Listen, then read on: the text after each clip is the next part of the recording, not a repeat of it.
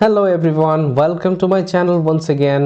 This is your host Abu Hassan Siddiqui. তো আজকে আমরা দেখব ইংলিশের একটা ইন্টারেস্টিং টপিক, সেটা হচ্ছে মুডস ইন ইংলিশ। তো এই যে মুডস, এটা আমাদের যখন আমরা টেন্স পড়ি তার সঙ্গে কিন্তু মুডস শেখানো হয়। তো এই মুডস আমরা জানি টেন্সের সঙ্গে ওতপ্রোতভাবে জড়িত, যদিও মুডসটা কিন্তু টেন্সের সঙ্গে অতটা ঠিকভাবে শেখানো হয় না।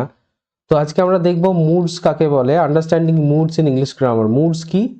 মুডস হচ্ছে how verbs reveal our intentions, অর্থাৎ কোনো একটা ক্রিয়াপদ আমাদের যে উদ্দেশ্য, ইমোশনস, আমাদের যে আবেগ, অ্যাটিটিউডস, আমাদের কোনো একটা কিছুর প্রতি তার প্রতি যে ইন্টারাকশন, সেই জিনিসটাকে মুডস কিন্তু প্রকাশ করে। অর্থাৎ মুডস অ্যাকচুয়ালি মনোভাবটাকে প্রকাশ করে।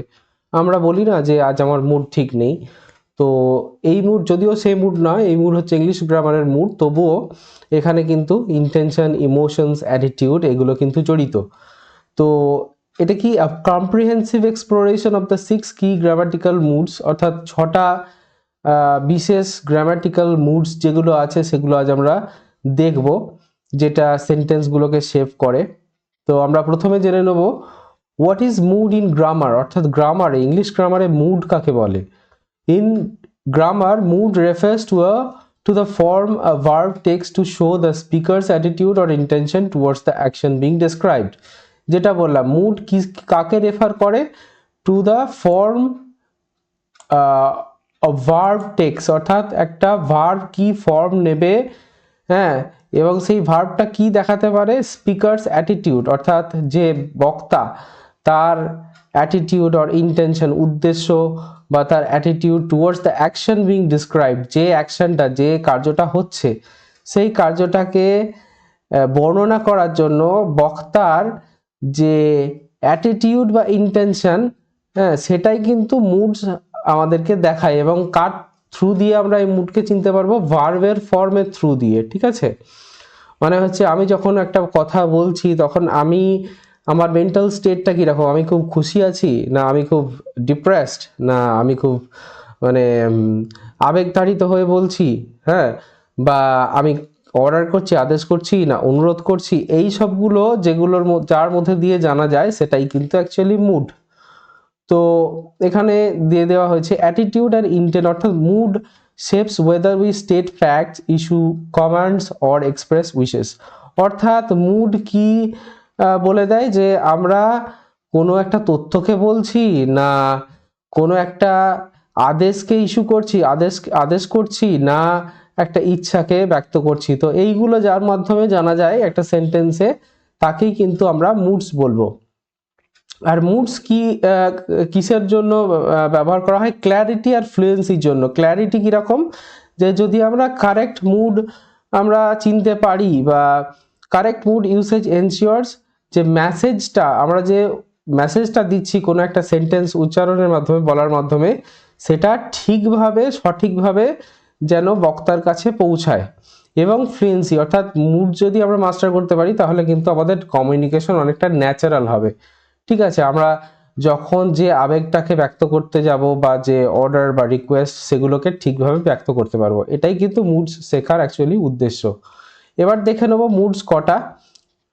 তো মুডস আমরা জানলাম 6 প্রকারের। তো ফার্স্ট টাইপ হচ্ছে দ্য ইন্ডিকেটিভ মুড, অর্থাৎ কোনো কিছুর ইন্ডিকেশন দেবে, হ্যাঁ, মানে হচ্ছে কোনো কিছু স্টেট করবে। দেখো, the indicative mood is the most commonly use mood in English. এটা হচ্ছে ইংলিশের সব থেকে মানে বেশি ব্যবহার করা হয়, কমন খুব। তো এটা কি করে? এটা হচ্ছে, তো এই ইন্ডিকেটিভ মোড যেটা কি বললাম, ইট এক্সপ্রেসেস স্টেটমেন্টস অফ ফ্যাক্ট, অর্থাৎ কোনো তথ্যকে, ওপিনিয়ন, কোনো মতামতকে, and declaration about reality or certainty, অথবা সত্য কোনো ঘটনাকে বা নিশ্চিত কোনো কিছুর ডিক্লারেশন, অর্থাৎ বক্তব্য প্রকাশের জন্য এই মোডটাকে আমরা ব্যবহার করি, দ্য ইন্ডিকেটিভ মোড। তো এক্সাম্পলগুলো আছে, আমরা দেখে নেবো এক্সাম্পলগুলো। তো এক্সাম্পল কি কি আছে দেখা যাক। তো example, she is reading a book, অর্থাৎ সে একটা বই পড়ছে, এটা কি একটা জেনারেল ফ্যাক্ট, তাই তো। তারপর the earth orbits the sun, সূর্যর চারিদিকে পৃথিবী ঘোরে বা পৃথিবী সূর্যের চারিদিকে ঘোরে, এগুলো কিন্তু একটা fact. We enjoyed the concert last night, গতকালের যে কনসার্ট সেটা আমরা খুব উপভোগ করেছিলাম। দেখুন এইগুলো কিন্তু এক একটা তথ্যকে বর্ণনা করছে সিম্পলি, বা একটা ডিক্লারেশন কোন একটা ফ্যাক্টের। তো এই জন্য এই মোড, এটার মোড হচ্ছে, এই সেন্টেন্সের মোডগুলো হচ্ছে দ্য ইন্ডিকেটিভ মোড, অর্থাৎ ইন্ডিকেশন দিচ্ছে কোনো কিছুর। নেক্সট আমরা দেখব দ্য ইম্পারেটিভ। ওকে, ইন্ডিকেটিভের পর দ্য ইম্পারেটিভ। ইম্পারেটিভ সেন্টেন্স পড়তে গিয়ে আমরা দেখেছি ইম্পারেটিভ সেন্টেন্স কি প্রকাশ করে, কোনো আদেশ, অনুরোধ, উপদেশ, তাই তো।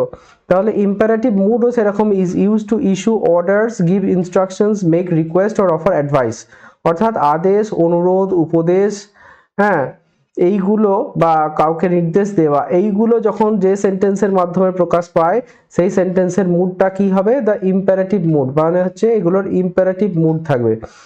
তো it is formed with the base verb and subject you is usually implied rather than stated, অর্থাৎ এটা একটা বোঝার ব্যাপার আছে যে এখানে যে কমান্ডগুলো দেওয়া থাকবে তখন কিন্তু বলা থাকবে না যে ইউ গো, যেমন এই ক্লোজ দ্য ডোর, তার মানে কি ইউ ক্লোজ দ্য ডোর, তুমি দরজাটা বন্ধ করো, বা প্লিজ সিট ডাউন, কে বসবে, ইউ সিট ডাউন, সেটাই তো। তো ইউটা কিন্তু এখানে জেনারেলি ইমপ্লাইড, মানে হচ্ছে এটা অমিটেড থাকে, কিন্তু এটা কিন্তু আমরা ধরেই নেই যে ইউকে এখানে অর্থাৎ তুমিকে বলা হচ্ছে, ঠিক আছে। ডোন্ট বি লেট, এইটা কাকে বলছে, যে তুমি লেট করো না, নেগেটিভ ফর্মে। তো এগুলো কিন্তু সবই ইম্পারেটিভ মুডে আছে। Okay, then next the subjunctive mood. Subjunctive mood এটা একটু মনে রাখার ব্যাপার। তো এখানে কি উইশ আর হাইপোথেটিক্যালস, অর্থাৎ কোনো ইচ্ছা, সাজেশন, কোনো কাউকে হয়তো আমি কিছু ভালো কিছুর পরামর্শ দেব, সাজেশন করব, সাজেস্ট করব কোনো কিছু, বা ডিম্যান্ড, কোনো কিছুর দাবি করব, অর সিচুয়েশনস, অথবা ওই পরিস্থিতিগুলো that are contrary to fact, যেটা সত্য যে পরিস্থিতি চলছে বা সিচুয়েশন চলছে সেটার কিন্তু বিপরীত, অর্থাৎ যেটা চলছে তার বিপরীতে গিয়ে অসম্ভবকে আমরা যখন ব্যক্ত করব তখন কিন্তু সাবজাংটিভ মুড হয়। তো এইগুলোর যেমন উদাহরণ কি আছে, প্রেজেন্ট, এগুলো দু ধরনের হয়, প্রেজেন্ট সাবজাংটিভ, পাস্ট সাবজাংটিভ। তো প্রেজেন্ট সাবজাংটিভে কি হয়, বেস ভার্বগুলো আমরা ব্যবহার করি, uses the base verb regardless of subject, subject যাই থাকুক বেস ভার্ব, যেমন এই যে আই সাজেস্ট, আমি এখানে সাজেস্ট করছি that he be on time, সে যেন ঠিকঠাক সময়ে পৌঁছায়, এই যে বিটা কিন্তু একটা বেস ভার্ব, তাই তো। তারপরে পাস্ট সাবজাংটিভ এর ক্ষেত্রে কি হচ্ছে, ইউজেস ওয়্যার অনেক ক্ষেত্রে ব্যবহার করা হয়, যেমন if I were you I would apologize, আমি যদি তুমি হতাম তাহলে আমি কিন্তু অ্যাপোলোজাইজ করতাম, অর্থাৎ ক্ষমা চাইতাম। কিন্তু এখানে কি, এখানে আমি তুমি হতে পারবো না, যদি হতাম, সেই জন্য কিন্তু এখানে অবাস্তবতাকে আমরা একটা কন্ডিশন দিচ্ছি যে ইফ আই ওয়্যার ইউ, সেই জন্য নর্মাল যে আই এর পর ওয়াজ হয়, হ্যাঁ, অক্সিলিয়ারি আই এর পর ওয়াজ হয়, অক্সিলিয়ারি বলুন আর মেন ভার্বই বলুন, এখানে তো মেন ভার্ব, এটা আই ওয়্যার হয়ে যাচ্ছে, ঠিক আছে। তো এখানে কিন্তু আই এর পর ওয়্যার হচ্ছে শুধুমাত্র এই যে একটা situation that are contrary to the fact, এইটা বর্ণনা করার জন্য, ঠিক আছে। বা আমি যদি কিং হতাম, if I were a king, যদি আমি বলি, হ্যাঁ, তো বা if I were a bird, এগুলো কিন্তু সবের ক্ষেত্রেই আই এর পর ওয়্যার ব্যবহার করা হয়। ওকে, তো এই সাবজাংটিভ মুডটা আমরা বুঝতে পারলাম। এরপর দ্য কন্ডিশনাল মুড। কন্ডিশনাল মুডটা অবশ্য এই হেডিংটা দেখলেই বুঝতে পারবো, কন্ডিশন থাকবে, কোনো শর্ত আরোপ করা থাকবে। তো the conditional mood describes actions that depend on certain conditions being mate.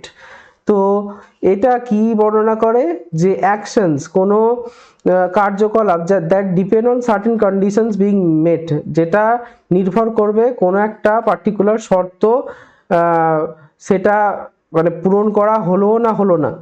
It is typically formed using modal verb such as would, could, might. তো এগুলো বেশিরভাগ ক্ষেত্রে modal verb would, could, might এগুলো দিয়ে কিন্তু গঠন করা হয়। তো পসিবিলিটিস এন্ড হাইপোথেটিক্যালস এটাও কিন্তু কন্ডিশনাল মোডে আছে। এর আগে দেখেছিলাম কি সাবজেক্টিভ মোডেও হাইপোথেটিক্যালস ছিল, অর্থাৎ হাইপোথেটিক্যালি কোনো কিছু যদি হয়, যেমন যেটা বললাম if I were a king. তো এখানে সেরকম কন্ডিশনে এক্সাম্পলগুলো যদি আমরা দেখি ক্লিয়ার হবে। এক্সাম্পল কি বলেছে, if it rains we will stay inside, যদি বৃষ্টি হয় তাহলে কিন্তু থাকবো, ঠিক আছে। তো এই যে যদি বৃষ্টি হয় এখানে শর্ত লাগিয়ে দিচ্ছি, ঠিক আছে। তারপরে আমরা উইল অর্থাৎ মোডাল ভার্ব ইউজ করছি। তারপরে she would travel if she had money, তার যদি টাকা থাকতো তাহলে কিন্তু সে ট্রাভেল করতো। এটা অনেকটাই সাবজাংটিভের মতো হয়ে যাচ্ছে, যে তার যদি কোনো কিছু থাকতো, যেটা হাইপোথেটিক্যালসের মধ্যেই চলে আসছে। তো এখানে লক্ষণীয় কি, যে শি উড ট্রাভেল, আমরা উইলের জায়গায় উড ব্যবহার করলাম। ইফ শি হ্যাড মানি, তার যদি টাকা থাকতো, এখানে যেহেতু হ্যাড মানি আছে পাস্ট টেন্স, সেই জন্য আমরা উইলটাকে উড করে দিলাম, she would travel. Okay, she would travel if she had money. Okay, then last one, the interrogative, not the last one, এরপর আর একটা আছে দ্য ইন্টারোগেটিভ মোড। ইন্টারোগেটিভ মোডের মধ্যে আমরা জানি ইন্টারোগেটিভ সেন্টেন্স যখন পড়েছিলাম, যে ইন্টারোগেটিভে কি হয়, কোয়েশ্চেন জিজ্ঞেস করা হয়। ইন্টারোগেটিভের পর অলওয়েজ কোয়েশ্চেন মার্ক থাকে একটা।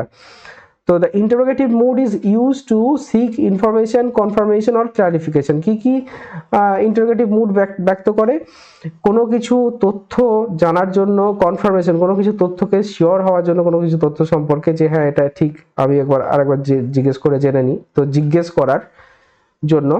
অথবা ক্ল্যারিফিকেশন, কোনো কিছুর ওপর আমার আরো সঠিক হতে হবে সেই বিষয় সম্পর্কে, বা সেই বিষয় সম্পর্কে আরো পরিষ্কার হওয়ার বা ঠিকঠাকভাবে জানার প্রয়োজন, তখন কিন্তু আমরা যে সেন্টেন্সগুলো ইউজ করব সেগুলো কিন্তু ইন্টারোগেটিভ মুডে থাকবে।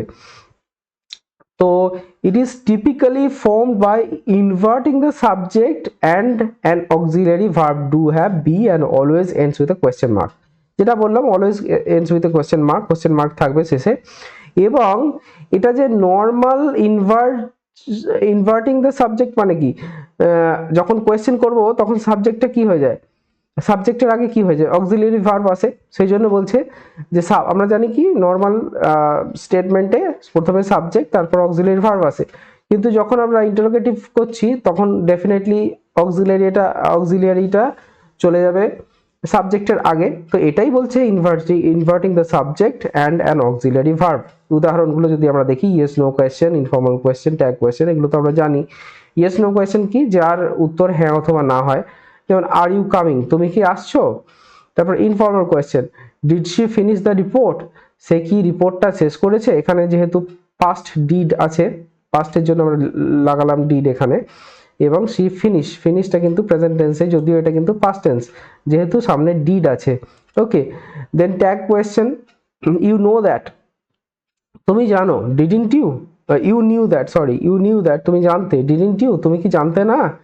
তো এগুলো কিন্তু ট্যাগ কোয়েশ্চেন, যখন আমরা কনফার্মেশন হওয়ার জন্য বা শিওর হওয়ার জন্য আবার একবার জিজ্ঞেস করি, ঠিক আছে, কোনো একটা স্টেটমেন্ট বললাম তারপর আবার জিজ্ঞেস করলাম শিওর হওয়ার জন্য, ওই যে কনফার্মেশনের জন্য।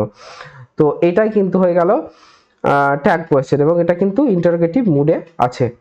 ওকে, now the last one, the exclamatory mood. Exclamatory সেন্টেন্সে পড়তে গিয়ে আমরা জেনে দেখেছি যে এক্সক্লেমেটরি সেন্টেন্স কি, যেগুলো আমাদের সারপ্রাইজ, এক্সাইটমেন্ট, অ্যাঙ্গার, অ্যাডমায়ারেশন, অর্থাৎ কোনো হঠাৎ আবেগ, আকস্মিক আবেগ, দুঃখ, বেদনা, যন্ত্রণা, হ্যাঁ, উচ্ছ্বাস, উল্লাস, এগুলো ব্যক্ত করে, সেগুলো হচ্ছে এক্সক্লেমেটরি সেন্টেন্স। সেরকম অনুরূপভাবে এক্সক্লেমেটরি মুডটাও কি, এই সেন্টেন্সগুলো যেগুলোর মধ্যে দিয়ে ব্যক্ত হবে, যে এবং এই সেন্টেন্সগুলো যে এই এক্সক্লেমেটরি যে সেন্টেন্সগুলো থাকবে তার যে মুড হবে সেটা কিন্তু এক্সক্লেমেটরি মুড। তো এর একটা বোঝার সহজ উপায় কি, এক্সক্লেমেশন মার্ক থাকবে শেষে, অর্থাৎ সেন্টেন্সের শেষে এক্সক্লেমেটরি সাইন থাকবে। তো এগুলো কি, পাওয়ারফুল ইমোশন, খুব তীব্র আবেগ অনুভূতি, যেমন সারপ্রাইজ, হয়তো অবাক হয়ে গেলাম কোনো, সেইটা দেখে আমি একটা সেন্টেন্স বললাম, এবং সেটা কি হবে, সেন্টেন্সটার মুড হবে এক্সক্লেমেটরি মুড। দেন এক্সাইটমেন্ট, প্রচন্ড উত্তেজনা। তারপর অ্যাঙ্গার, অর্থাৎ রাগে কোনো কিছু বলা, অথবা অর অ্যাডমায়ারেশন, কোনো কিছু তারিফ বা প্রশংসা করা। যেমন এখানে অ্যাডমায়ারেশনের জন্য দিয়েছে হোয়াট এ বিউটিফুল ডে, কি দারুণ দিন। সারপ্রাইজ কি হবে, ইউ অ্যাকচুয়ালি ডিড ইট, মানে তুমি এটা করতে পেরেছো। I am very surprised. Excitement কি, I can't believe we won, আমি বিশ্বাস করতে পারছি না আমরা জিতলাম। তো এইগুলোর মুড কিন্তু এক্সক্লেমেটরি মুড। ওকে, তো এখানে আমরা রিক্যাপ করবো একবার। তো 6 কি মুডস, ছটা মুডস আছে। কি কি? ইন্ডিকেটিভ, তার মধ্যে কি ব্যক্ত হয়? Facts, opinion and statements of reality. Subjunctive, subjunctive এর ক্ষেত্রে কি হয়? সরি, দেন ইম্পারেটিভ, ইম্পারেটিভ হচ্ছে কমান্ডস, রিকোয়েস্ট আর ডাইরেক্ট ইনস্ট্রাকশনস, অর্থাৎ আদেশ, অনুরোধ, উপদেশ এইগুলো, বা কোনো কিছুর নির্দেশ দেওয়া, এগুলো কিন্তু ইম্পারেটিভ মুডে থাকে, ঠিক আছে, এই সেন্টেন্সেসগুলো। দেন সাবজাংটিভ, সাবজাংটিভ কি? উইশেস, ডিমান্ডস আর আনরিয়েল সিচুয়েশন, অর্থাৎ কোনো কিছু সম্পর্কে তীব্র ইচ্ছা, হ্যাঁ, কোনো কিছুর চাহিদা এবং আনরিয়েল সিচুয়েশন, যে হাইপোথেটিক্যাল যে ব্যাপারটা, অর্থাৎ কোনো কিছু সিচুয়েশনটা আনরিয়েল, যদি এটা হতো, আমি যদি এটা হতাম, তো সেক্ষেত্রে কিন্তু সাবজাংটিভ মুড আমরা ইউজ করব। Then conditional, possibilities depend on conditions, হ্যাঁ, শর্তের ওপর কোনো সম্ভাব্য কোনো একটা যদি ঘটনা আমরা যে সেন্টেন্সের মাধ্যমে প্রকাশ করব, সেই সেন্টেন্সটা কন্ডিশনাল মুডে থাকবে। দেন উই হ্যাভ ইন্টারোগেটিভ, অর্থাৎ কোয়েশ্চেন্স, ইনফরমেশন জানার জন্য কোয়েশ্চেন যখন করব তখন সেটা কিন্তু ইন্টারোগেটিভ মুডে হবে। And last but not the least, exclamatory কি? স্ট্রং ইমোশন, সারপ্রাইজ আর রিয়াকশনস, অর্থাৎ হঠাৎ আবেগ, হ্যাঁ, আনন্দ, অনুভূতি, বেদনা, এগুলোর মানে হচ্ছে প্রকাশ যেখানে থাকবে, সেই সেন্টেন্সেসগুলো এক্সক্লেমেটরি মুডে থাকবে। এবং এগুলো জানার উপায় হচ্ছে কি? লাস্টে সেন্টেন্সগুলো শেষে কি থাকবে? একটা এক্সক্লেমেটরি সাইন থাকবে। যেমন ইন্টারোগেটিভ সেন্টেন্সের শেষে একটা কোয়েশ্চেন মার্ক থাকবে, সেরকম এগুলো শেষে এক্সক্লেমেটরি সাইন থাকবে। তো আজ এই ছিল আলোচনার বিষয়। তো এই মুডসগুলো 6টা মুড জেনারেলি, তো এগুলো কিন্তু টেন্সের সঙ্গে ওতপ্রোতভাবে জড়িত, যে টেন্সের যে বাক্যগুলো আমরা গঠন করি তার সঙ্গে কিন্তু মুড ওতপ্রোতভাবে জড়িত। ওকে দেন, থ্যাংক ইউ ভেরি মাচ।